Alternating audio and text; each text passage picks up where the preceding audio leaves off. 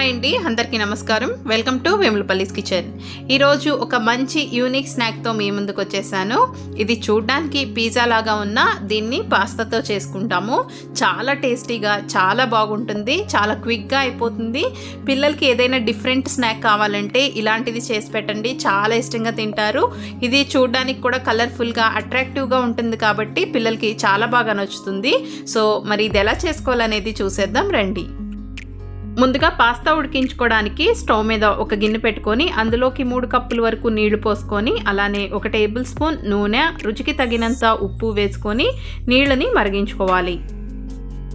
నీళ్లు బాగా మరుగుతూ ఉండగా ఇప్పుడు ఇందులోకి ఒక పెద్ద కప్పు పెన్నె పాస్తా వేసుకొని గెరటితో మిక్స్ చేసుకుంటూ ఈ పాస్తాని 10 to 12 మినిట్స్ వరకు ఉడికించుకోవాలి, లేదా సాఫ్ట్గా అయ్యేంత వరకు ఉడికించుకోవాలి. పాస్తా సాఫ్ట్గా ఉడికాక స్టవ్ ఆఫ్ చేసుకొని ఇప్పుడు వెంటనే వీటిని ఒక బౌల్లోకి లేకపోతే ప్లేట్లోకి ట్రాన్స్ఫర్ చేసుకొని కాస్త చల్లార్చుకోవాలి.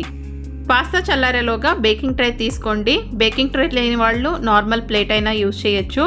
ట్రే ఏ షేప్లో ఉంటే ఆ షేప్లో బటర్ పేపర్ కట్ చేసుకొని బటర్ పేపర్ మీద కొంచెం ఆయిల్ వేసుకొని ఆయిల్ మొత్తం గ్రీస్ చేసుకొని పెట్టుకోవాలి. ఇప్పుడు మీ దగ్గర స్క్యూవర్స్ ఉంటే స్క్యూవర్స్ తీసుకోండి, లేదా టూత్ పిక్స్ అయినా పర్వాలేదు.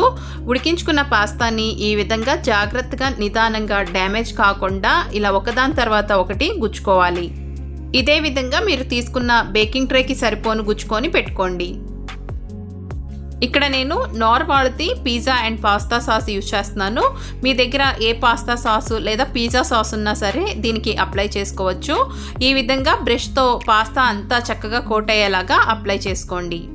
ఈ పాస్తాలకి ఒకవైపు సాస్ని అంటించుకున్న తర్వాత మరోవైపు వీటిని టర్న్ చేసుకొని ఈ సాస్ని ఈ వైపు కూడా చక్కగా అంటించుకోవాలి. ఇప్పుడు దీనిపైన తురుముకున్న చీజ్ వేసుకోవాలి. నేను ఇక్కడ నార్మల్ ప్రాసెస్డ్ చీజ్ యూజ్ చేస్తున్నాను, మీరు కావాలంటే మొజరెల్లా చీజ్ కూడా వేసుకోవచ్చు. ఇప్పుడు దీనిపైన సన్నగా కట్ చేసుకున్న క్యాప్సికమ్ ముక్కలు పెట్టుకోండి. నేను ఇక్కడ green, red, yellow 3 colours use చేస్తున్నాను. మీ దగ్గర ఏ కలర్ ఉంటే అదే యూజ్ చేయండి. ఈ విధంగా పెట్టుకున్న తర్వాత ఇప్పుడు వీటిపైన అక్కడక్కడ ఆలివ్స్ కూడా పెట్టుకోవాలి. ఇప్పుడు వీటిపైన లైట్గా పెప్పర్ పౌడర్ అలానే ఆరిగానో లైట్గా ఇలా చల్లుకొని వీటిని కొంచెం సేపు పక్కన పెట్టుకోండి. ఇప్పుడు స్టవ్ వెలిగించుకొని స్టవ్ మీద మందంగా వెడల్పుగా ఉన్న కడాయి పెట్టుకొని అందులోకి ఇలాంటిది ఏదైనా స్టాండ్ పెట్టుకొని దాని మీద మూత పెట్టుకొని స్టవ్ని హై ఫ్లేమ్లో పెట్టుకొని 5 నిమిషాలు దీన్ని ప్రీహీట్ చేసుకోవాలి. 5 నిమిషాల తర్వాత మనం ముందుగానే రెడీ చేసుకుని పెట్టుకున్న బేకింగ్ ట్రేని నిదానంగా ఈ కడాయిలోకి పెట్టుకోవాలి. దీని మీద మూత పెట్టుకొని స్టవ్ని లో టు మీడియం ఫ్లేమ్లో పెట్టుకొని 5 నుంచి 6 నిమిషాల వరకు బేక్ చేసుకోండి. అదే మీరు మైక్రోవేవ్లో బేక్ చేసుకునేటట్లయితే 1 లేదా 2 నిమిషాలు దీన్ని బేక్ చేసుకుంటే సరిపోతుంది. 5 నిమిషాలకి ఇక్కడ నాకు చీజ్ అంతా చక్కగా మెల్ట్ అయ్యింది, అలానే ఇవి కూడా చక్కగా బేక్ అయ్యాయి. ఇప్పుడు వీటిని నిదానంగా బయటికి తీసుకోండి. నేను ఇక్కడ మైక్రోవేవ్లో కూడా బేక్ చేసుకున్నానండి. సో ఈ విధంగా మనకి చాలా సులువుగా ఈ స్నాక్స్ అనేది ప్రిపేర్ చేసుకోవచ్చు. సో మీరు కూడా తప్పకుండా ఈ స్నాక్స్ని ప్రిపేర్ చేసి మీ పిల్లలకి పెట్టండి. చాలా టేస్టీగా ఉంటుంది, చాలా ఇష్టంగా తింటారు.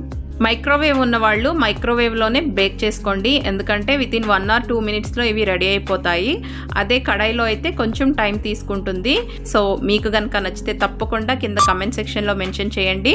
వీడియోని తప్పకుండా లైక్ చేయండి. ఛానల్ని సబ్స్క్రైబ్ చేసుకోకుండా చూస్తున్నట్లయితే ప్లీజ్ సబ్స్క్రైబ్ చేసుకోండి. నోటిఫికేషన్స్ మిస్ కాకుండా ఉండడానికి పక్కన వచ్చే బెల్ సింబల్ని ఆల్ ఆప్షన్ని కూడా క్లిక్ చేసుకోండి. మరొక మంచి రెసిపీతో మీ ముందుకు వచ్చేస్తుంది వెములపల్లిస్ కిచెన్. అంతవరకు ధన్యవాదాలు.